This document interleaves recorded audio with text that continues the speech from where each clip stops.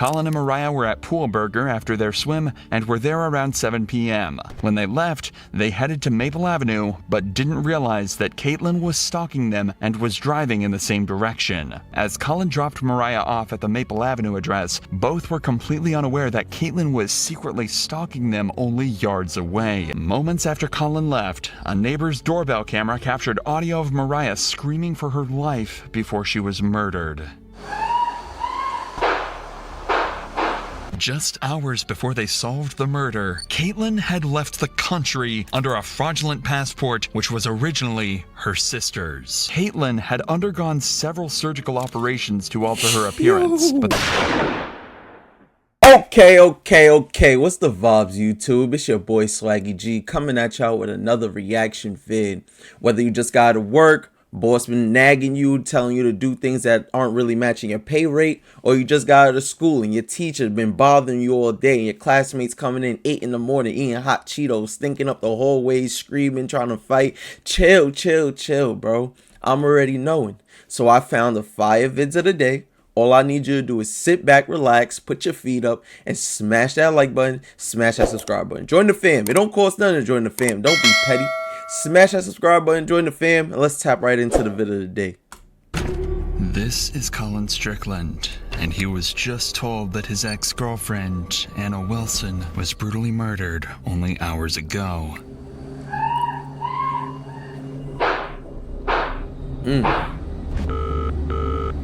Austin 911, what's your emergency? My friend is staying with me, and I just walked in, and she's laying on the bathroom floor, and there's blood everywhere. Austin, please! That's a crazy thing to come home to, son.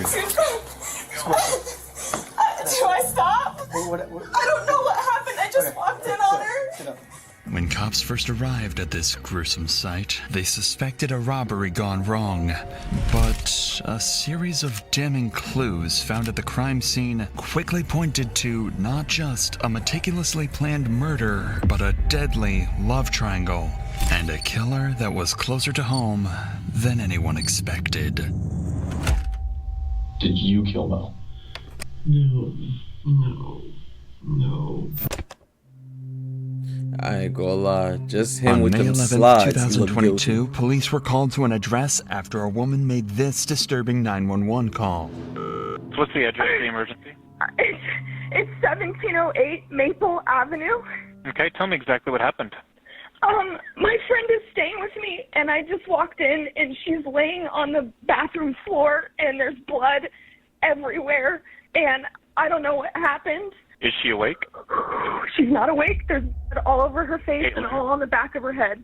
Is she breathing? No, she's not breathing. I've got the paramedics on the way to help you. Stay on the line, Caitlin. That caller was Caitlin Cash, and she'd arrived home to find her friend, Mariah Wilson, clinging to life after being shot. Austin, please!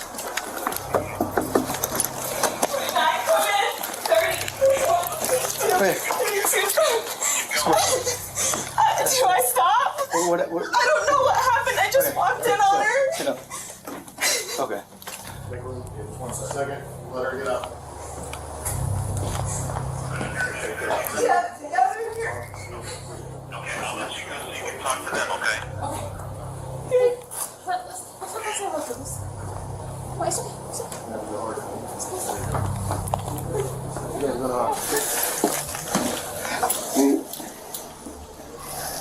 Yeah, headshot. Nobody heard any shots? We don't know how long she's been down? No. And that's it. That's pretty close to it. Yeah, oh, we got CSF in there. After assessing the situation, officers noticed cerebrospinal fluid, or CSF for short, oozing onto the floor. This fluid surrounds the brain, meaning the bullets had actually pierced her skull and killed her instantly. This meant there was no saving her, no matter what anyone did. But officers could still bring her killer to justice, which is why they need answers right now. Answers that only Cash can give, as she is the only witness that officers currently have. Do you know if she's talking to anyone or any friends? I know you say you don't live here. Yeah, no, she was with her friend Colin. Colin? Yeah. Colin's last name? Colin Strickland. Colin Strickland? Strickland, yeah. Yeah. They went swimming. Okay. Did you see a gun or anything like that when you were in? A bullet. Colin? You said Colin? Strickland. Strickland? Okay. Yeah. And you know where Colin Strickland is? No, but I have his phone number. I can call him. Or I can give you his phone number. Information from you. You said, so she went swimming with Colin Strickland? Went swimming. I left to go have dinner with my friends, and then I came back. Yeah, this is my house. That's your house. This is my house. She's staying with me. Right now, police are a bit disoriented as to what exactly went down just hours earlier, but they would soon run into some evidence that would change everything. Worth noting is that situations like these can be extremely traumatizing for those involved. When was the last time you spoke with her? When I left here at 5:30. Are you guys friends? You and him are friends, or? I mean, like, acquaintances. Well, no, what Perry drives is a cyclist. A cyclist? Yeah. Does he live in this area? He lives in South Austin. Does she have like a license or wallet up there at all? Do you know? I mean, she should. Okay. Yeah. She said she's from San Francisco. Well, she's from Vermont, but she's living in San Francisco. So she came to visit you. Yeah. Okay. Yeah. I mean, she's here for a bike race this weekend. Okay. Did her and Collins have an argument at all? Do you know? I don't have any idea. You don't know- The you know- only thing I know is she said I'm meeting him to go swimming. Okay. All right. And what time was that? 5. 5 p.m. today?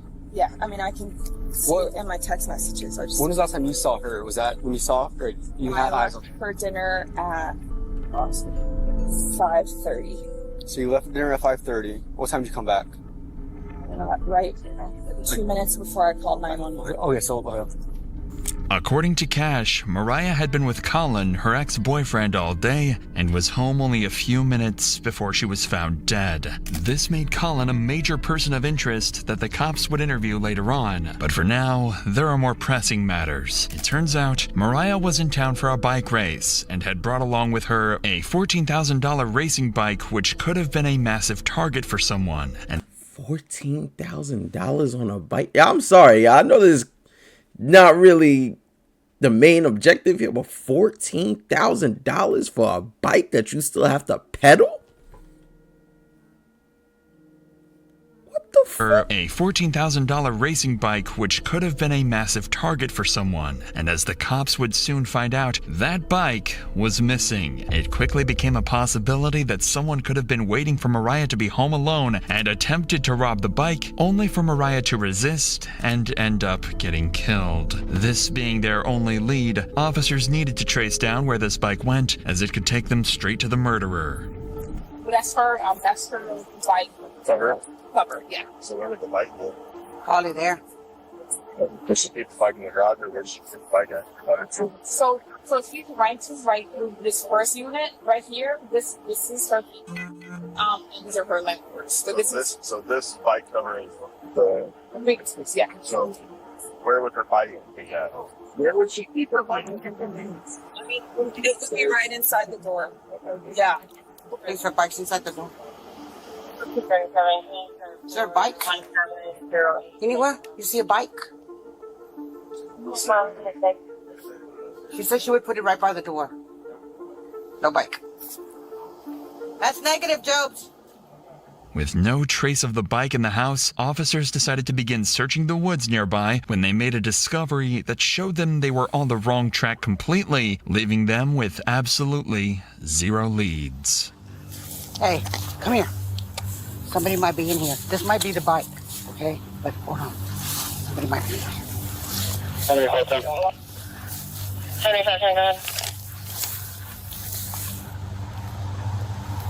Okay. All right. Over there. At 432, I located the bike. Since the bike was dumped nearby, officers suspected that this was placed as a red herring for them to chase. Officers are being tricked, and if the killer is smart enough to trick officers, they're also smart enough to begin covering up their tracks. This is why the officers swiftly moved to gather evidence from the scene, the most important of which are the shell casings from the bullets used. There's one right there. Oh, nice. You said right there. Where? There's one right there. Okay. Those bullet shells will help cops identify the gun used. Now they just had to find that gun and the shooter, who officers initially believed could have been Cash. It is for this reason that officers bring Cash back to the police station in order to conduct a crucial test to confirm whether she's innocent or not. So, let me tell you this up front. By no means in the world do I think that you did any of this. Okay. But so what they're gonna do, we're just gonna have them swab your hands for gunshot residue. If we don't do this to you, then in court they can say, oh, what about this other person? Why didn't you do this part of the investigation? A GSR, or gunshot residue swab test of Cash's hands, presented a negative result. Considering that Mariah was in a very narrow space of the home, officers concluded that Caitlin could not have been the one to murder her. Fortunately, though, Cash did provide an important piece of information. The last person in contact with Mariah was Colin Strickland. Digging deeper into this, cops discovered that the two were having drinks at a nearby cafe and have never suspected that this would be the last time that they saw each other. This is why Colin was an important lead who could give officers valuable insight about the events leading up to the murder. But before police went in to interview Colin, they noticed some houses in the neighborhood had CCTV cameras installed, which could possibly help reveal the killer's identity. When investigators watched the footage back, they found something very interesting.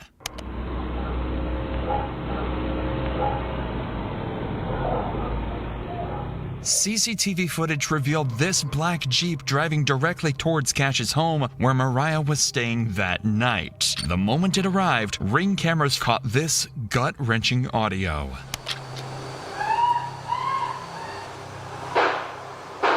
And immediately after the shooting, the killer escaped. Although this was a massive breakthrough, there was one glaring issue. Officers had no way of identifying the driver. After all, the cameras were too grainy and the vehicle was too far away for officers to get a shot of the driver or run the plates. However, only a few days later, they come across something incredibly interesting when going to question Colin Strickland, Mariah's ex-boyfriend. Hey, how's it going? This is the same black Jeep that officers saw on cameras parked right outside Colin's home. Hey, so Colin? Yes. Hey, so, do you know Anna? Mo. They know Mo. Yeah, everybody calls her Mo. Last name is Wilson. Rider, she's a yes. gravel rider. Yes, I do. Okay, so there's really no reason to say this, sir. So apparently last night she passed away.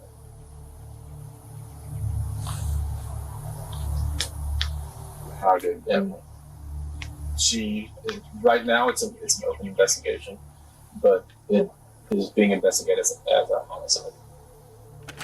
Right now, the cops know he was the last person to see her alive. They've discovered a vehicle in his driveway that matches the one captured on security cameras, and it even has a bicycle rack attached to the rear end. Colin Strickland has just become their #1 suspect, but he doesn't realize this yet, as officers continue to question him. Okay.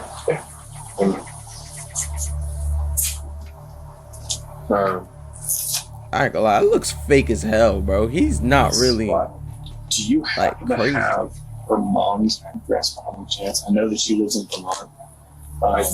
I have an address for her brother, but we're just trying to send someone to her mom's address instead of us actually calling her over the phone. I didn't know. I don't have an address for her mother. We went to Eddie yesterday afternoon, and then we heard her and I dropped her at the apartment she's been staying at. Yeah. Right after about 6 8:30. Yeah. The cop intentionally avoided telling Colin how Mariah died, as they do with any suspect in a murder case, but they notice his body language is concerning, as he is barely able to look them in the eyes. This could either be because of pure shock, as the two had spent the previous day together, or in the worst case scenario, he's afraid to look them in the eyes because he had something to do with the murder. So to uncover these secrets, police started looking into Colin's life and his history with Mariah. This is when they discover Caitlin Armstrong, Colin's girlfriend who separated from him in October 2021, but then got back together a month later in November. However, during their breakup period, he had a month-long romantic affair with Mariah and remained in contact with her even after he resumed his relationship with Caitlin. Immediately, officers begin suspecting that Caitlin could be one of the major suspects in this investigation. These suspicions were further confirmed when they ran the plates of the black Jeep and found that it didn't belong to Colin, but it was actually owned by Caitlin. Considering that Colin was good friends with Mariah and Caitlin hated this made her a suspect in this investigation. So to get to the bottom of this, officers bring in Colin 2 days after the murder in order to achieve two objectives with one interview. The first would be able to see whether Colin has a solid alibi that he can present to the officers. After all, whether he did it or not, Colin was the last person to see Mariah alive. And the second is to gather information that can be used against other suspects, like Caitlin. And you said that y'all left around like 6:30 to. I don't think that's accurate anymore because we must have left Fulberger at about 7:45 or even later, probably maybe more like 8. Yeah. Just as it was getting dark. Okay. Because we went straight to her place and it wasn't dark yet, but it was. I got you. It was cooling off and it was like also an evening. I remember that. Okay. Well, what about whenever y'all were at the bar? Was there anybody that was like watching y'all or was acting weird with Mo or? Mo didn't know. She doesn't live here, so no, not at all. Yeah. Nobody. Anybody that like tried to hit on her at the bar or anything or no? Okay. No, not that I saw. Nor that she mentioned. I didn't notice anything out of the ordinary, to be honest, at the bar. The cops are looking for more than just details of what he and Mariah did that day. They're going to try and figure out why exactly the black vehicle from the murder scene was conveniently parked at Colin's home. Whenever I was over there earlier, I saw there was the other car, because you said that you drive a motorcycle and then you drove the Mercedes. Drove Mercedes. Up here. I guess the other one is hers. My girlfriend, Caitlin. Okay, so that belongs to her. Okay. Yeah. All right, so you got back around like 7:30. I don't know exactly when that was. I think I texted Caitlin as I was leaving, just saying, hey, are you still out getting food? Yeah, more like 8:30 is when I dropped her off at her house. Okay. Like just before darkness. I texted Caitlin as I was like after I left. Okay. And that was whenever you. It says 8:36. And I think she was in her yoga class. She showed up. Kind of close. So you're not getting back home. She's not home. What time was it that she got home? Short right after I texted her, probably 9:20 or so. That's 9:21. Okay. Like where had she been? Like that whole. She had actually a laser hair removal appointment. She said at 7 p.m. downtown. And then after that, I'm not exactly sure. She had texted me asking if I wanted to meet up, and I didn't reply. And then I didn't see her or hear from her until. Yeah, she might have crashed out. I was back at home. And did she say anything like whenever she got home of like where she'd been? No, but she was in her like a yoga outfit, carrying a yoga mat. Although Colin had heard from Caitlin the night of the murder, he couldn't give her a solid alibi and didn't even know exactly where she did her yoga classes. He also managed to avoid mentioning his romantic affair with Mariah, but he'll soon be left with no choice but to tell the cops everything. So how long had you and Caitlin been dating? About a year and a half, maybe 2 years actually. Okay. And then how long was it that y'all had broken up whenever you and Mo got together? Not very long, actually. While you were dating Mo, Caitlin was still living with you? She was moving out. Oh, okay. I mean, she had another house. She had a sister in town, and yeah, it was definitely very. I was about to say that would probably be pretty. It definitely was awkward. It was kind of almost like something I felt like I like to force the situation, which is stupid. But so, why was it that you had to change the name from Mo? In your phone? Just because because in the past Caitlin has looked at my phone, and I just didn't want to. Oh God, this seems like this girl crashed out. Surface. Basically, that would always start fights. Exactly. Basically, nobody else can have you. Yeah. You know. So gets kind of jealous. Yeah, Understandable. I mean, wasn't exactly unique to know anything. Yeah, I got you.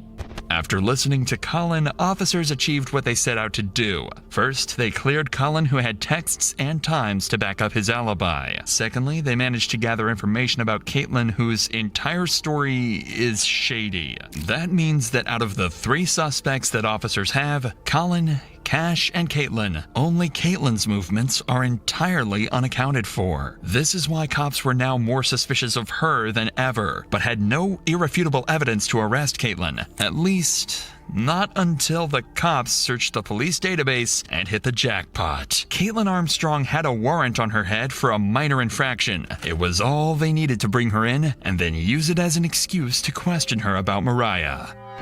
All right, so I'm Detective Connor, and so my partner is actually talking to Colin right now. So I wanted to come in here and start chatting with you and everything, so you don't have to wait super long. I ain't gonna lie, y'all. This is a smart move.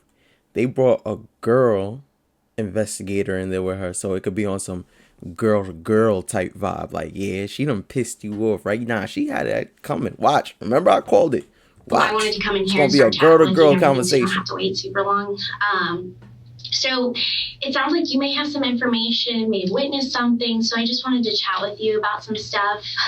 But you're here for a warrant right now, I guess. Are you familiar with what you have going on with that? No idea. Okay, so I guess it was like a theft of service warrant, something kind of minor. Nothing. Okay.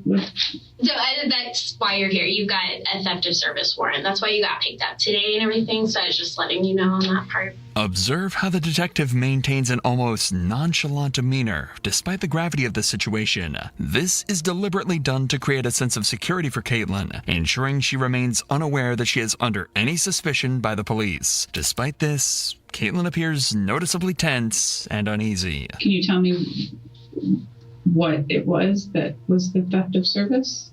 I can look. I'm not sure what it is at this point, but I can look that up later and get you a little bit more information on that for sure. But because you are here and because you were under arrest for that portion of it, we always have to read Miranda and stuff because I want to talk to you about some other stuff that's unrelated to that. The officer has ignored Caitlin's questions about her warrant because she is more focused on digging up information about Mariah's murder, a tactic that becomes dangerous as Caitlin begins to raise concerns about her legal counsel. If I have an existing warrant and you don't know what it's about, do I need an attorney here? So the warrant is just a Class B, just theft of service type thing. The reason I'm here is because your name came up during a conversation with Colin. I think there's a lot more information that you have that can kind of explain some of the stuff he's saying. But to be able to do that, I have to read you your rights, just so that you know and you're protected and things like that, okay? Okay, and so if you're reading me my rights, then I should have... That's because of the warrant, because you're under arrest for the warrant. So you're technically in custody because of that warrant. So they're 2 separate things. Does that make sense? I think so, but I have never heard... Even though they have Caitlin exactly where they want her, one tiny mistake is about to allow someone cops suspect to be a killer to walk away scot-free. Well, good news. So that's what they were just knocking on the door is apparently that warrant, the date of birth was wrong. So it had your name, but the date of birth is wrong. So it's to a different person. So that's not, you're not under arrest, okay? Okay. I know, it's a little crazy. Although the cop tries to make a joke of the situation, Caitlin now knows that she can leave whenever she wishes. After all, cops have no legal ground to hold her any longer. This is why it's down to this cop to try and convince her that talking is the right thing to do. But I would really like to talk to you and clear some stuff up because Colin did bring your name up, and I think there's a lot more information that you have that can kind of clear some stuff up. Does that make sense? It makes sense. I feel like I should have an attorney present. So that's totally your choice. So at this point, you are free to leave at any point. So this is going to be consensual at this point because you're not under arrest, okay? To make matters worse, Caitlin has just requested an attorney. Legally, the detective is now bound to cease any and all questioning related to Mariah's murder, but she's about to thread a very dangerous line of breaking the law in order to get any information out of Caitlin. I would love to leave. He would love to leave. He just arrested me in front of my house, in front of all of my neighbors, and carried me in here in handcuffs in front of downtown Austin. It was incredibly I can only imagine. Yeah, and I'm so sorry. I don't have control over that part, okay? Yeah, I'm not upset with you. So there's a situation that's going on. Did you hear about what's happened over the past 24 hours? Colin walked in the house and said one of the women in the cycling community passed away. Yes. Yeah. While Colin was talking to us, your name came up. And so that's where I would really like to talk to you because it sounds like there were some issues between you and this girl, and I think that there's probably a lot more to it that you could help explain. Okay, I'm not sure exactly what you mean or what information you'd like. So it sounds like maybe he went out with this girl the other day, and maybe it sounds like from what he's saying that you were a little upset about it. And so that's why I kind of wanted to get your side of it, because that's not fair if he's just saying one thing and trying to go down a route, and I want to make sure that's not the case. That is not accurate. Yeah, and that's why I wanted to chat with you, because it's a guy. He's going to say stuff, and so... I called it. I did not call it. She's going to try to get her on some girl-to-girl type vibe. It's a guy. See? That's why I wanted to chat with you, because it's a guy. He's going to say stuff. And so we want to make sure that we get both sides of the story and everything and clear it up. So what were you doing yesterday? I would like to leave, I think. You'd like to leave? Yeah. Okay. But understand, if you do, then we only have one side of the story to go on. Mm-hmm. And from what we're hearing from Colin, it's one side, and Well, I just am uncertain as to even what you mean or what he could have said, because I didn't have any idea that he saw or went out with this girl. Okay, yeah. Recently. Has he been talking to her on the side? Leave. I don't actually know. And I would like to leave. Okay.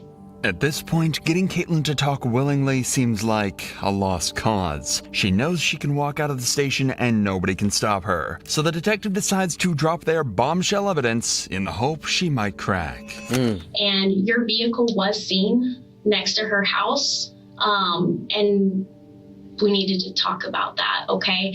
Because when he's saying this stuff and then your vehicle is seen, I want to be able to explain, okay, there's a logical explanation for this. Maybe you were upset and you were just in the area or something. I don't know, because I don't have your story. When I can't explain that and all I see is that your vehicle's over there, that kind of makes it look not too good, right? Okay. And then when we're talking to Colin and we're hearing yeah, there was some jealousy stuff going on, that doesn't sound very good. And so that's why I really want to get your side of the story, because maybe there's a lot more going on. I would like to leave if I'm free to leave. Okay. Unfortunately, there was nothing that officers could do to stop Caitlin from walking out. At this point, they were incredibly suspicious of her, as her behavior throughout the interrogation meant that she was hiding something. But if officers couldn't find out what this was from Caitlin, they'd do it from the one person who knew her best, Colin Strickland, who was called in a second time for an interview in hopes of uncovering more information about Caitlin. However, there is one problem. This time, Colin brought his lawyer with him, and questioning him is about to become exponentially harder. How was Caitlin during that time? I guess my understanding, she wasn't too happy whenever she saw Mo. Caitlin after Mo was in Austin for a week, and Mo and I had broken up with Caitlin before Mo came to town. Mm-hmm. And then I actually did not know that she was coming to Austin in October. I had no idea. We hadn't discussed that, and I don't think so, because it felt like a surprise. And then she was here, and I just said, let's hang out. So I was mentally ready to kind of move on. And I know after Mo left, town after a week. Caitlin's things were still at my house. We were sleeping in separate rooms. And effectively, Caitlin was on Bumble. I know she had made several dates with people. I don't know. I never asked what extent they were evolving a relationship, but I know that she had several men that she was dating of sorts, and I was fine with it. I mean, that was kind of the understanding, of course. Mm-hmm. So, it just seems very weird to me that there would be any dwelling on fixating on a person when she was moving on to other relationships, at that time. From what Colin says, the two clearly had a troubled relationship, especially considering the facts that both Colin and Caitlin rebounded while on break. This is why officers need to dig deeper into what Caitlin acted like both during and after this time to determine if she showed obsessive traits in her personality. It's just kind of going back to, me just trying to figure out, just kind of how she is, her personality and stuff. I mean, if you were to ask me about, hey, how was your wife? Well, yeah, I'm going to tell you, yeah, she's always happy. But does she get mad? Yes, everybody gets mad. That's natural. I'm not going to blow that out of proportion. Do I think that my wife could go and kill somebody? No. There's no way in the world. Do I think my wife would hit somebody? No. Now, if you ask me that about my 6-year-old son, yeah. It wouldn't surprise me if he wouldn't punch somebody at all. I think Caitlin would hit somebody. No, I honestly don't, because it would be too. I don't know. Do I think Caitlin could kill somebody? No, I don't. If Caitlin had been planning to murder Mariah, Colin was about to make it clear he suspected nothing all along. I said, I think y'all need to stop talking to each other. You need to separate yourselves from each other while the fact finding is going on. I just don't think it would be helpful. Of course. And so I don't think there's been very much. There's definitely not been any being together since she left. And I left Friday midday, eventually to get a new SIM card for my phone, which I assumed was okay. Yeah. Had the same number. You're allowed to have a phone. Yes, right. Yes. And then saw Claire. Since then, I haven't spoken with Caitlin or seen her. And so the two detectives came by my house yesterday. Asking if she was there, if I had seen where she was. And my father had contacted her yesterday morning. He had gotten in touch with her. I gave him the number that Caitlin had given our mutual attorney. Has she ever mentioned in the past of wanting to hurt Mo? No, she's never mentioned wanting to physically hurt. Okay. Do you think that she is capable? If I thought she was physically capable of hurting another human, I would have extricated myself immediately from that situation. Not only for not so much for my own personal safety, but my concern for another human. So what's that answer? The answer is no. Okay. I don't believe in any way she's capable of that. Okay. The gun range that she visited with her sister, do you know where that gun range is? I think it was on South I-35. I told them to go to the Reds, which is now something else, which is the one I drove past on my way to school for 12 years at the Waldorf school. But they went to another one because a mutual friend had been there. You bought the guns, right? I bought the guns, yes. When was that? I think early December. Okay. There's a receipt with them. I'm sure you could look at the receipt.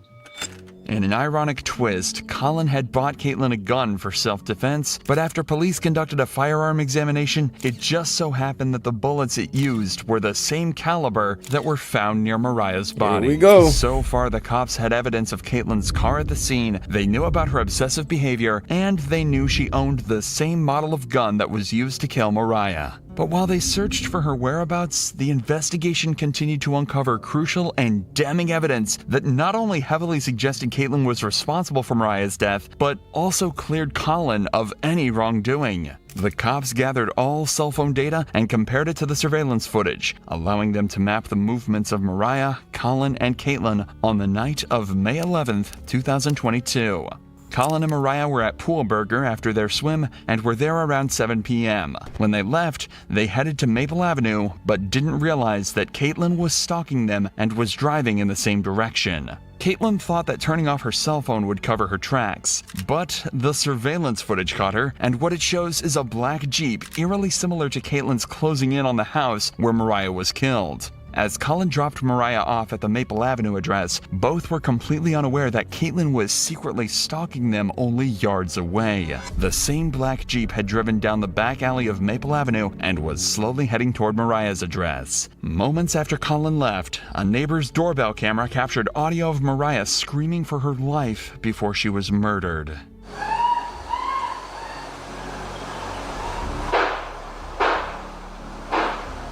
Colin's cell phone placed him driving away from the area before Mariah's death and cleared him as a suspect. This meant that the only person who could have killed Mariah was Caitlin. All that was left to do was arrest her. But when officers went to find her, they discovered a massive problem. Just hours before they solved the murder, Caitlin had left the country under a fraudulent passport which was originally her sister's. Caitlin likely did this to avoid using her own passport in case officers were keeping tabs on her, but the fraudulent passport gave her enough time to escape. After getting a search warrant for her Gmail records, officers found a flight ticket that was booked for a one-way flight to Costa Rica. Even CCTV footage obtained from Austin Bergstrom International Airport in Austin showed her boarding into the plane. An initial investigation into her records showed that she had booked a hostel in Santa Teresa Beach while working as a yoga instructor. So, to lure her out, an officer sent a message out on social media asking for a yoga teacher in the local area. Soon, Caitlin took the bait and replied to the ad and agreed to meet up.